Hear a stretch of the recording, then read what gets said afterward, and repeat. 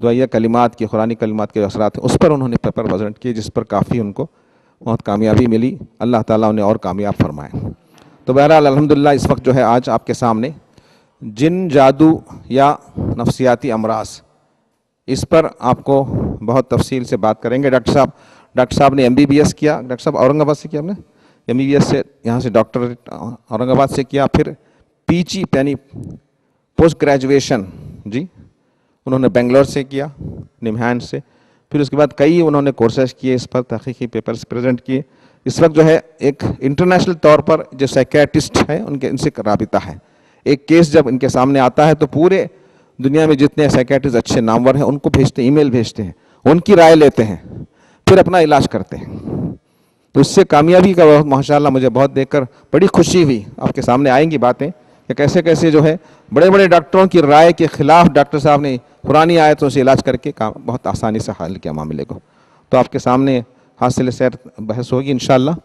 تو آپ بھرپور اس کا فائدہ اٹھائیں اور کھل کر آپ جو ہے اس سلسلے میں اپنے اشکالات کو پیش کریں، جی سوالات کو پیش کریں، اپنے خیالات کو بالکل جو ہے ایسا ہو تسلی بخش ہو کر اس آج کا فائدہ اٹھائیں. کریں گے انشاءاللہ. ہاں جزاک اللہ حسن.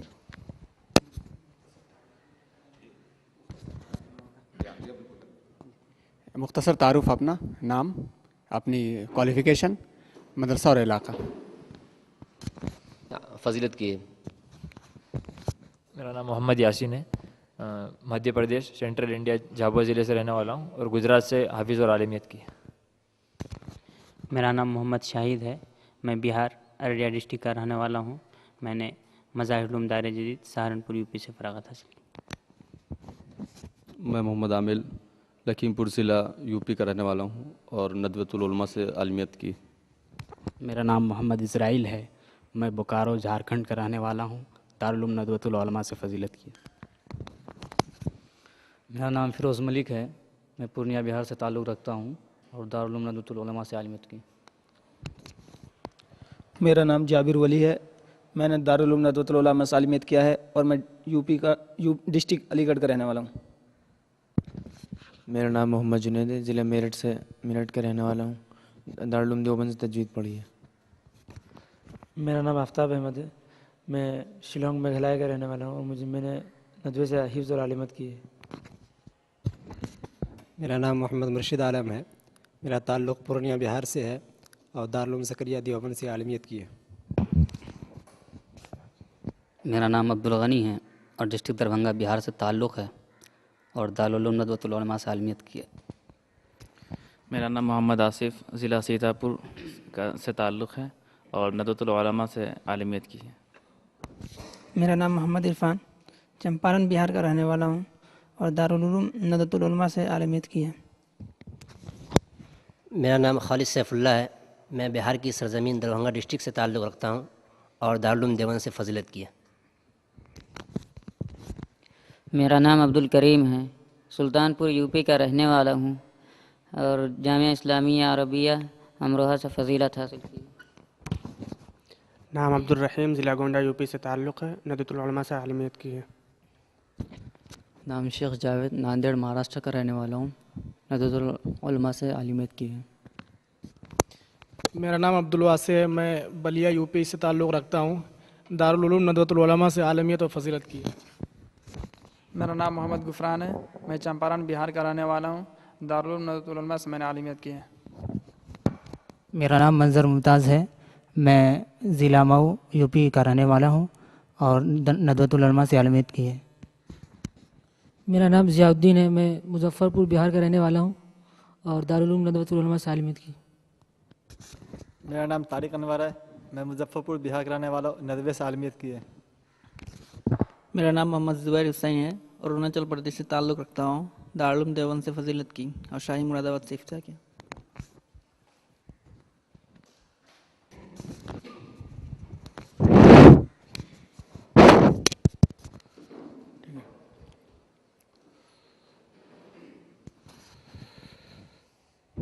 نحمدہ و نصلی علی رسول الکریم، اما بعد، اعوذ باللہ من الشیطان الرجیم، بسم اللہ الرحمن الرحیم.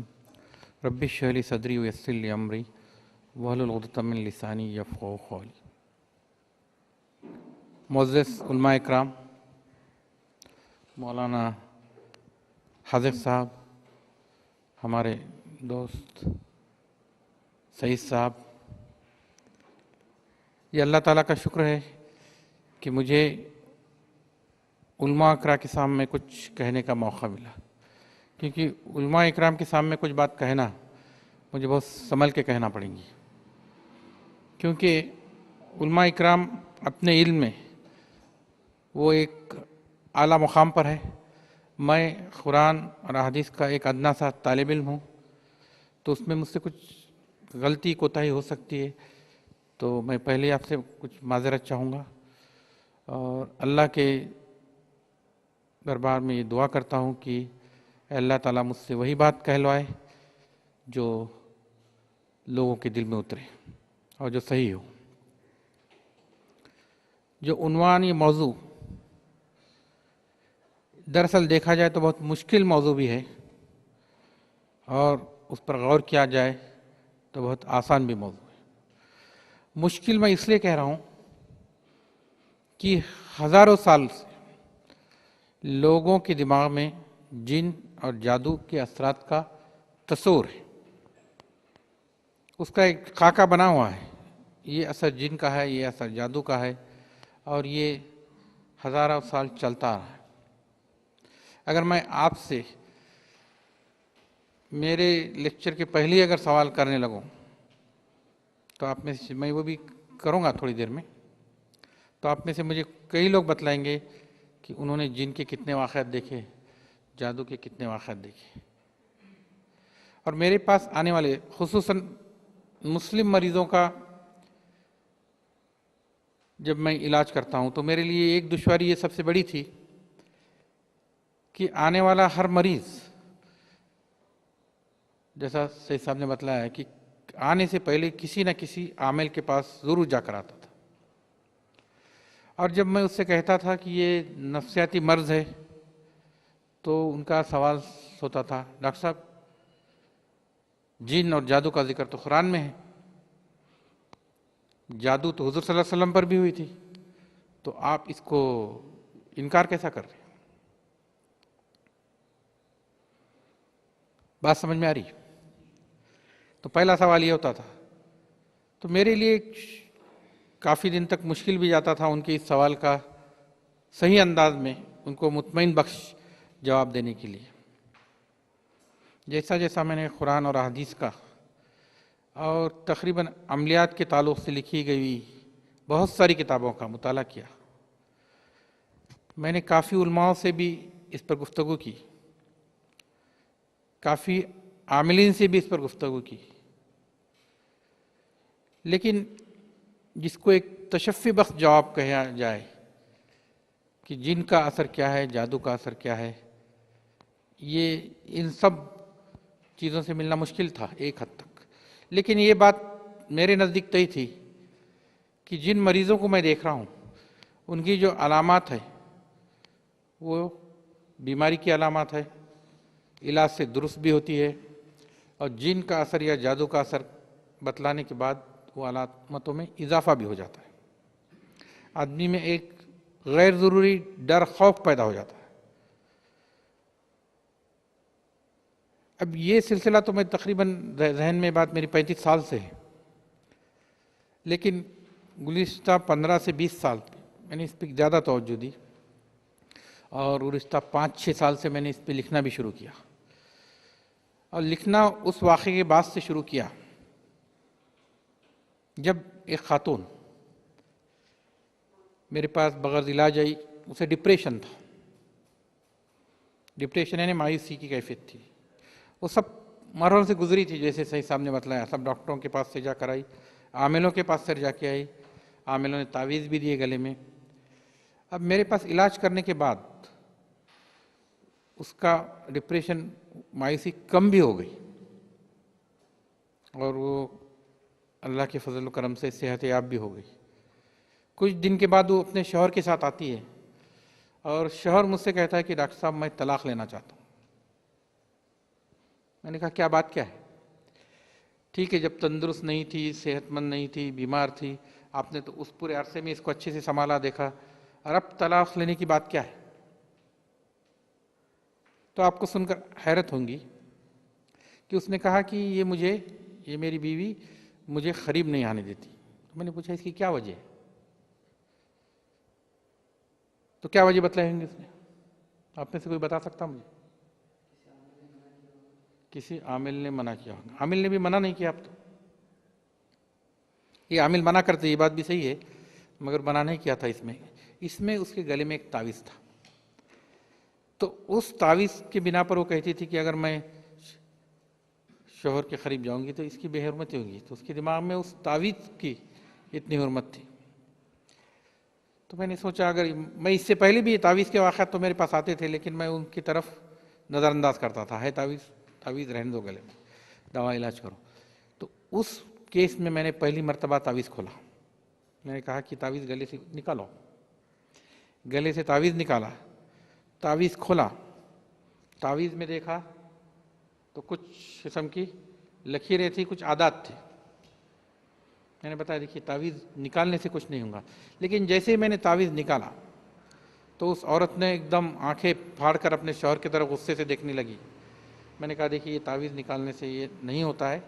तावीज़ निकालने से आप पे कोई असर नहीं होगा। आप बिलाशुबे अल्लाह पर यकीन कीजिए, अल्लाह से दुआ मांगिए, और इसमें आप ज़्यादा से ज़्यादा जो कर सकते हैं मौज़तैन पढ़ते रहिए। वो एकदम खामोश हो गई, सीधी हो गई, फिर मामूल पर बात करने लगी। और ये वाक़या तकरीबन 6-1 साल पुराना होगा। और वो मरीज़ा मेरे पास वैसा मामूल से, अभी उसकी दवाएं भी नहीं के बराबर है, 6 साल से आती है पाबंदी सी, 2 महीने 3 महीने को बग़ैर इलाज बताने को कैफियत। और अल्हम्दुलिल्लाह वो बहुत खुश है दोनों भी। हालांकि मेरे पास आने से पहले कई साल का सिलसिला था, महीनों का नहीं, सालों का सिलसिला था। तो गर्ज ये बताना है कि अब ये कैफियत, अब उसमें असर था नहीं था इस पर मैं बाद में आऊँगा, लेकिन ये तावीज़ के साथ उसने जो जोड़ दी थी तो वहाँ अल्लाह के अहकामात, अल्लाह के हुक्म, इन सब की नाफरमानी हो रही थी। ऐसी वाक़या जो आपने अभी कहा आमिल ने रोक दिया होगा, यही इस किस्म का ये एक वाक़या मैं आपको सुनाता हूँ। इस औरत का ज़बानी बयान मेरे पास है, जो एक 10 से 12 मिनट का कैसेट है। मैं आपको ये दोपहर के सेशन में बतलाऊँगा। उस औरत के ज़बानी, उसके शौहर ने उसे कैसा रोका, और उस औरत के मेरे पास इलाज करने के बाद के क्या तासुरात हैं। तो ये वाक़यात आमिलों से ये तो एक वाक़या हो गया। वाक़यात तो कई होंगे। मैं आपसे भी कुछ सीखूँगा यहाँ पर, क्योंकि आपका रास्त ताल्लुक़ अभी तो आमिलों से भी होगा, उन लोगों से भी होगा, और आपके अपने तासुरात भी होंगे। आपके अतराफ़ भी कुछ लोग होंगे जिन पे असरात है, जादू के असर आप समझते हैं या जिन के असर समझते हैं, है ना। ऐसे लोग होंगे आपके अतराफ़ भी, हर जगह है। आप गुजरात में तो बहुत ज़्यादा है ना। गुजरात में सिलसिला बहुत ज़्यादा है, नहीं हर जगह है वैसा। बिहार में है, यूपी में है, कोई स्टेट, वैसे तो दुनिया का कोई खित्ता नहीं छूटा जहाँ ये असरात के बारे में लोग नहीं कहते। क्योंकि गुज़िश्ता साल में जद्दा गया था, वहाँ पे कॉन्फ्रेंस में, तो वहाँ पर भी एक साइकेट्रिस्ट ने कहा डॉक्टर साहब यहाँ तो हर घर में एक जिन है, तो उसके लिए आपको यहाँ होना चाहिए। कहने का मतलब ये है कि लोग इससे इतने मुतासिर क्यों हैं।